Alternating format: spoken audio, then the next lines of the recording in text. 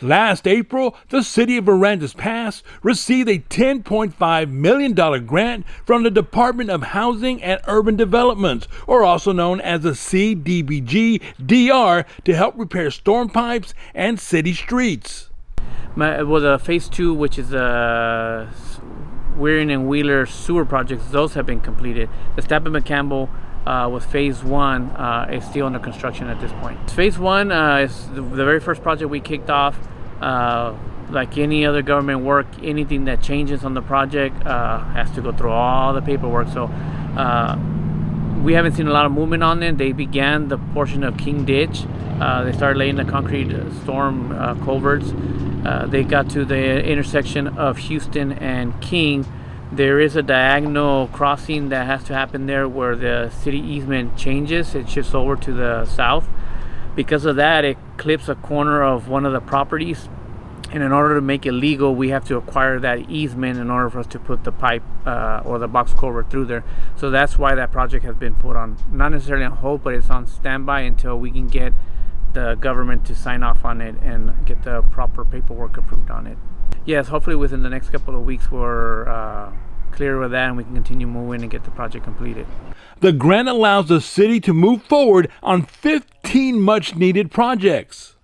The next phase is Greenwood, DeBerry, and Saunders. There are 3 projects bundled up into one.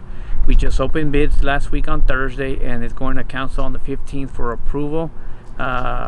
We hope to council get the contract approved to the recommended bidder, and then we start negotiating or signing contracts and start the pre-construction meetings. So we should start construction, I would say, because of the holidays, beginning of January. Keep in mind, with most federal funding, it takes time and the city must meet certain requirements. Because of the GLO, which is a federal grant, we have to go through all the paperwork. They got to do environmental studies, they got to do historical investigations, make sure that there's no endangered species. So there's a lot of paperwork that goes into these projects prior to us being able to award it and actually get started. Once we get through all that, it's when we start awarding the contracts. The projects are scheduled over the next several months. The contractors will be working closely with neighborhoods to prevent as many disruptions as possible. City officials also said they want to be finished before the end of 2022.